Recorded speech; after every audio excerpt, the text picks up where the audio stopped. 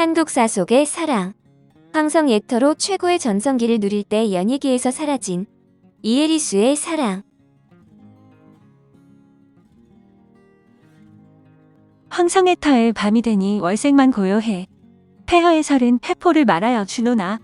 아 외로운 저 나그네 홀로 잠 못 이뤄. 구슬픈 벌에 설애의 말없이 눈물 져요.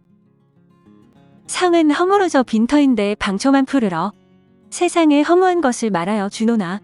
아 가엾다이 내 몸은 그 무엇 찾으려고 덧없는 꿈의 거리를 헤매어 있노라. 나는 가리라 끝이 없이 이 발길 닿는 곳. 산을 넘고 물을 건너 정처가 없이도 아 한없난 이 심사를 가슴 속 깊이 품고 이 몸은 흘러서 가노니 내 터야 잘 있거라. 황성 액터라는 고전 명곡은 흔히 남인수의 노래로 알고 있지만 남인수는 리메이크를 한 것으로 원곡은 이에리수의 황성의 적이었습니다. 황성 액터는 국내 최초의 창작 대중가요로 27년 악사 전수린이 고향인 개성 만월대의 폐허를 보고 작곡했고 배우 왕평이 노랫말을 지었습니다. 이 노래는 1932년 비타 레코드에서 내놓은 노래로 1개월 만에 5만 장이 팔리는 기염을 토했다는데 개성에서 태어난 이에리수는 1919년에 소녀 배우로 데뷔를 했습니다. 어린 시절에 대해서는 잘 알려지지 않았으나 가난한 가정에서 태어나 배우로 활동했던 것으로 전해집니다. 그녀의 외삼촌은 희극배우 전경이라서 집안에서부터 연예계 소녀로 자라났던 것 같은데 그녀는 개성의 호수돈 여학교를 나왔습니다.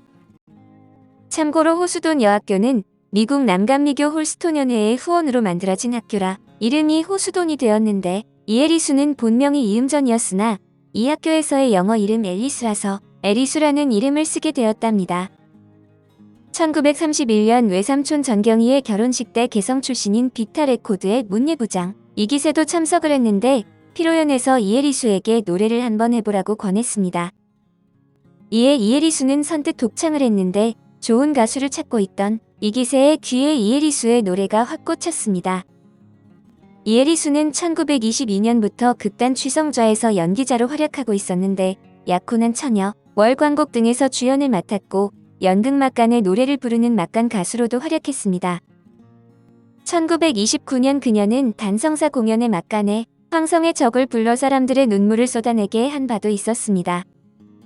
전경이의 피로 현장에서 이에리수의 재능을 깨달은 이기세는 즉각 이에리수와 녹음 작업에 들어가 다음 해에 황성의 적을 내놓게 됩니다.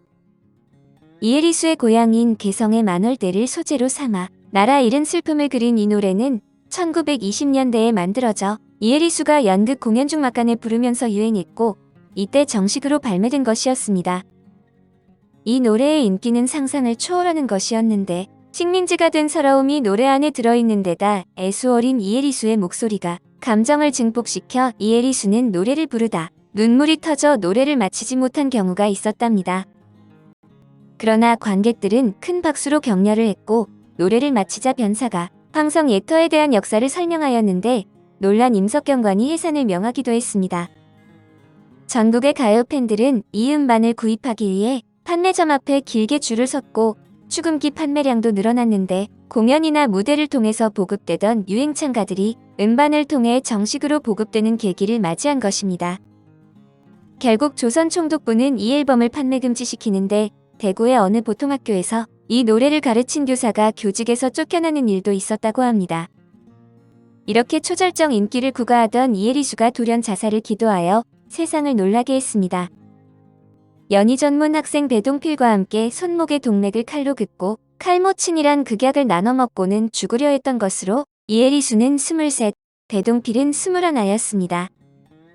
배동필의 집안에서는 이에리수를 결사 반대하고 있었는데 극단에 출입하는 여자와 부부가 되는 것은 가문에 있을 수 없는 일이라고 했던 것입니다.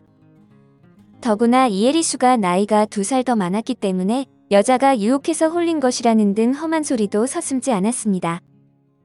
그러다 배동필이 다시 아버지에게 결혼 승낙을 이야기했다가 두들겨 맞기까지 하자 칼모친 6갑을 사갖고 와서 이에리수와 나눠 먹은 것이었습니다.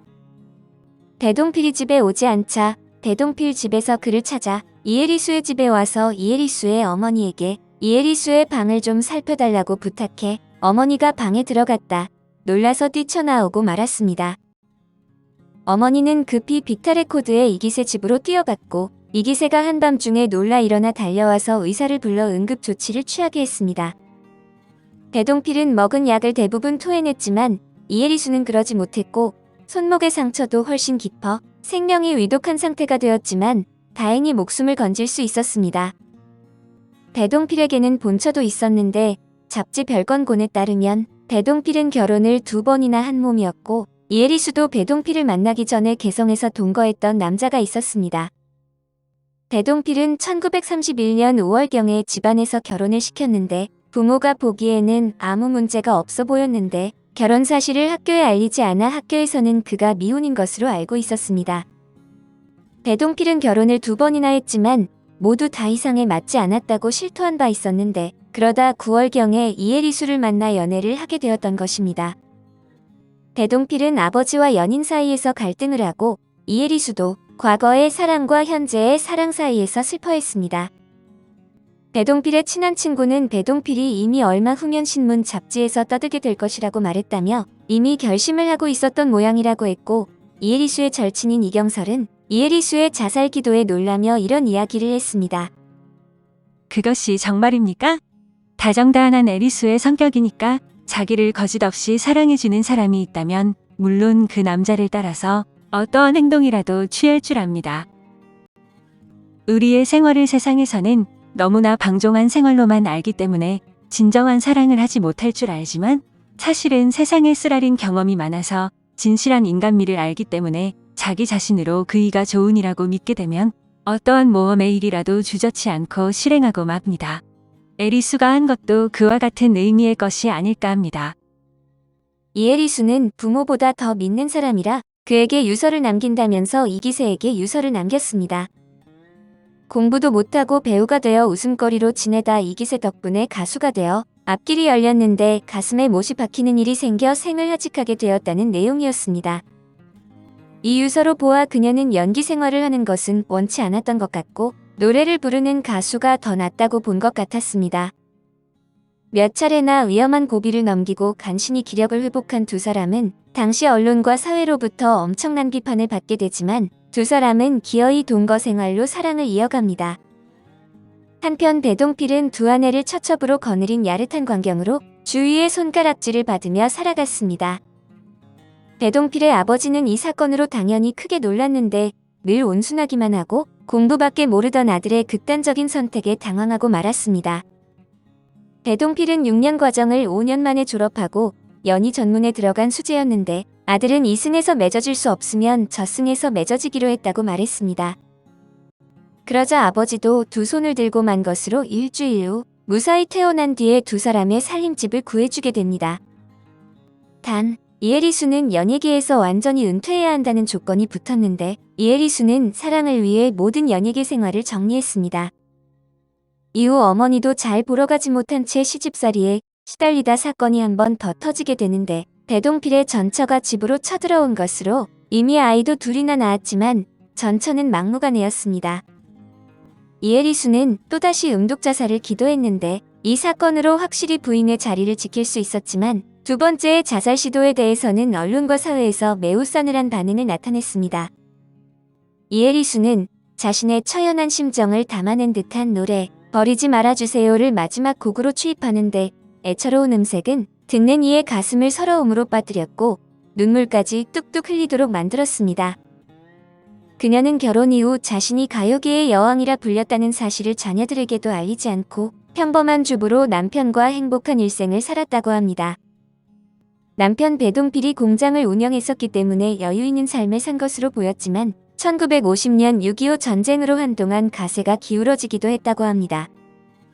1960년대까지는 가정주부로 지내고 있다는 근황이 나오곤 했지만 노년기가 되면서 잊혀진 인물이 되었는데 가족들이 평범한 삶을 살고 싶다는 이유로 TV 방송 출연과 언론 인터뷰 요청을 계속 거절했었습니다. 자식들도 어머니가 직접 과거에 가수 활동을 했다고 말씀하시기 전까지는 어머니가 가수였던 줄 몰랐다고 할 정도였습니다. 이후로 안산시로 이주하며 큰아들과 함께 살았고 한복을 입고 산책을 하곤 해서 동네 주민들에게 한복 할머니로 알려졌지만 눈치를 채는 사람은 아무도 없었다고 합니다. 2008년 경기도 고양시 소재 요양병원에서 생존해 있음이 전해졌고 2009년 3월 31일 해당 요양병원에서 향년 99세의 나이로 작고를 했습니다.